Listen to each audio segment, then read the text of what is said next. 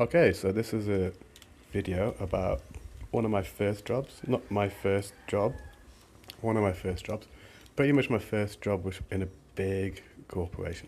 Not counting like working in a bar or something, like which might have a bigger corporation above it. I'm talking like straight up big corporation.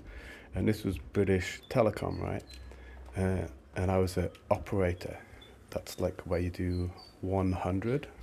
That's the telephone number 100, which is pretty much anything.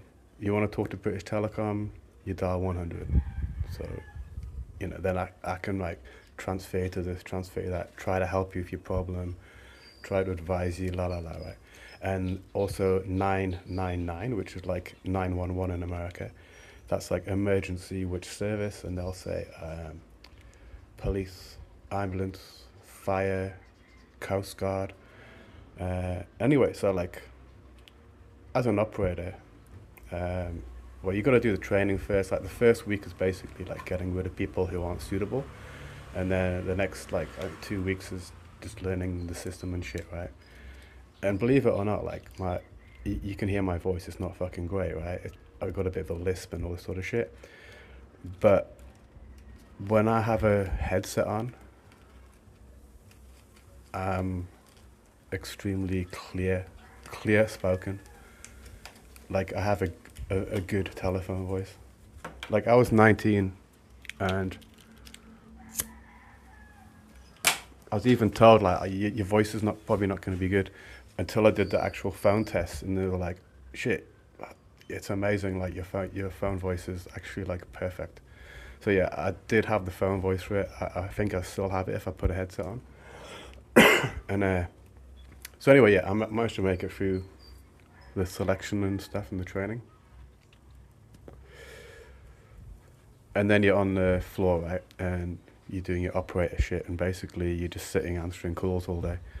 And it's sort of interesting. What made it interesting really was the 999 calls, because when it's a 999 call, you have to listen in for a while.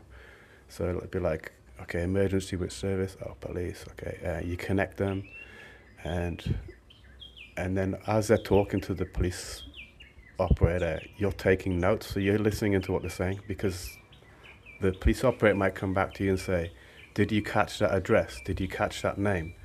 Did you catch whatever? Because they might not catch it and I might catch it, right? That sort of shit. So you have to listen to a lot of 999 calls, and they all say like, they said, oh, we've got counselling for you, because you can get disturbed by what you hear. And yeah, like after 2 weeks, you can listen to the worst shit and it just doesn't bother you. It's kind of weird. But anyway, so you've got like, as an operator, you've got these three windows open, right? Three lines open, right? And you can do what you like in that line. So someone phones you on this line, you can connect them to other numbers on that line and all this kind of shit. And then you've still got two open, right? If you have an emergency call open, you'll have to leave that open a little bit while you take notes. And you leave it open in case they come back to you, the police or the ambulance, whatever. And also it could be a 909 call where they're not saying anything. You still have to leave it open, and then you can see if someone speaks, then you go back to it. But anyway, like, so you can have one that's busy and you have two more open, and you can play with those two. And blah blah blah, right? And what they do at British Telecom is they listen into your calls like every now and again. So every month or something, they'll do like an appraisal thing where they'll listen into 20 of your calls, and they'll like rate you on each call, and you have to get an average over whatever it is. I can't remember, 80% say, and then you keep your job basically. And I'm being remoted one day, right? And one of the calls, this happens quite a bit, right? Is this woman phones 100, gets to me, and she's like completely in a state. She's like losing her shit. She's crying. She's completely suicidal.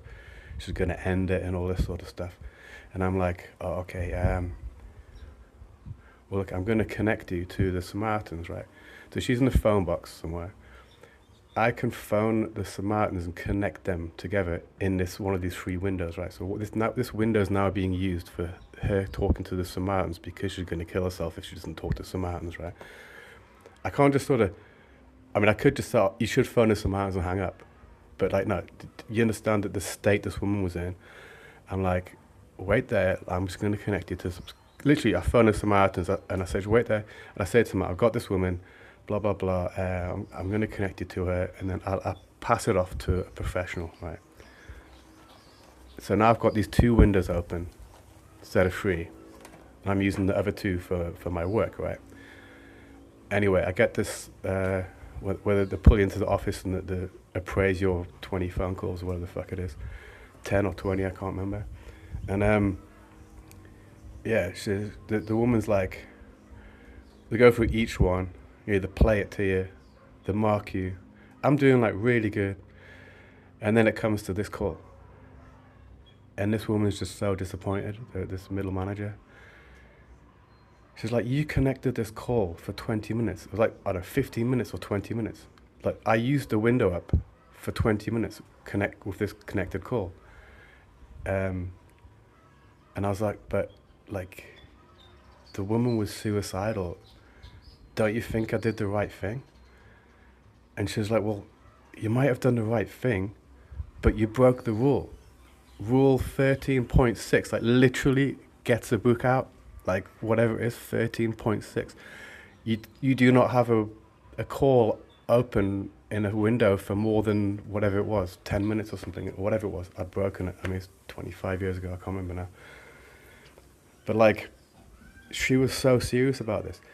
And for context, people were so scared and gimped beyond belief that people were someone in a higher management somewhere had decided that we're not getting the most out of our staff because they're so fucking scared and gimped that they can't make decisions for themselves. So they had these posters everywhere in the office, right? Everywhere. Like, empower yourself. You are empowered. Be empowered. It's the first time I'd heard of this word, empowered. They were pushing this word, empowerment, everywhere. And what it meant was, be empowered to make your own decisions, because it scared everybody to fuck from making any decision. Make your own decisions. So I was like, I referred to this in this meeting. I was like, well, the whole thing is we're supposed to be empowered to make decisions, right? And I made a decision to connect this woman to the Samaritans because she was manic and suicidal. I think that was the right decision. But you don't understand. Look, you do not have a window blocked up for whatever it was, 10 minutes. Like, and this is what made me realize, right? This and just many other things working at that company, whatever, is these people, these middle managers and call centers and stuff, right? They will follow any rule. They see the rule as real. They don't see it as a guideline or an organizing principle. They see it as real. Like, imagine you had some religious zealot who believed that you can't eat an apple on a Tuesday, right? If you eat an apple on a Tuesday, that's just like the worst thing, and you should be killed for it, right? That's what these people are like. They wouldn't think, well, maybe you shouldn't eat an apple. They would put you to death for eating an apple on a Thursday. That's what these people are, these middle manager types. Yeah, and it made me realize that, like, I always thought these kind of things you have, like, you know, say the Stasi in Eastern Europe, or the Nazis in Germany, the Stasi in Eastern Germany, or the Nazis in Germany, or some of the shit that happened in the Eastern Bloc countries, some of the crazy shit that happened in some African countries. I always thought that's just those people, you know. That's just those cultures. There's something wrong about those. That's how they can end up like this. No, these people are among us, okay?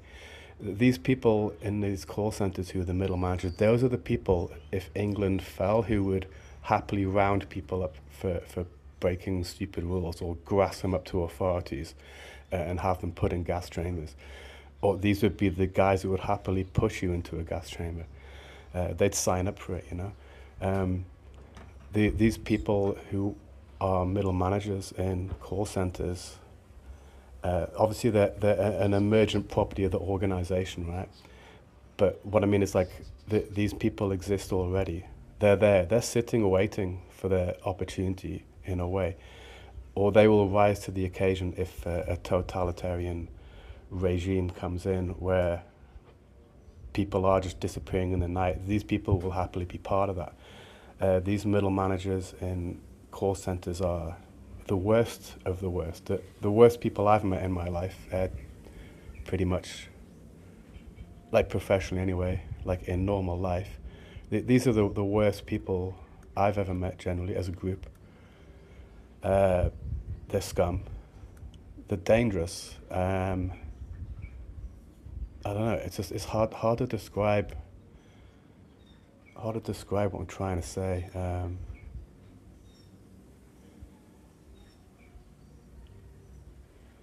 Basically, like the kind of the kind of the worst, most dangerous people you can imagine are walking among us right now.